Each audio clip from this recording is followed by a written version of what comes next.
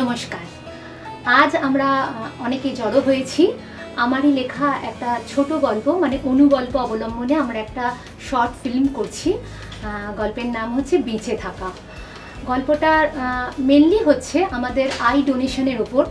ভগবান আমাদের অনেক কিছুই দিয়েছে, শরীরের অঙ্গ প্রত্যঙ্গ, তার মধ্যে বোধহয় চোখটা সব থেকে বেশি গুরুত্বপূর্ণ, কারণ চোখ দিয়ে আমরা এই সুন্দর পৃথিবীটাকে দেখতে পারি। তো আমার গল্পের এটাই মাহাত্ম্য যে আমাদের মৃত্যুর পরও যদি আমরা এই চোখটাকে দান করে যাই, হ্যাঁ, অন্যান্য অঙ্গ প্রত্যঙ্গের মতন, তাহলে সেই চোখটা হয়তো আরও অনেক মানুষ যারা সত্যি নিডি, যারা সত্যি কোনো কারণে চোখে দৃষ্টি হারিয়েছেন, সেই ক্ষেত্রে হয়তো তাদেরকে আমরা আবার নতুন করে দ্বিতীয়বার দৃষ্টি দিতে পারি। তো এটা একটা ভীষণ বড় একটা কনসেপ্টের ওপর ভেবে আমি ছোট্ট গল্পটা লিখেছিলাম।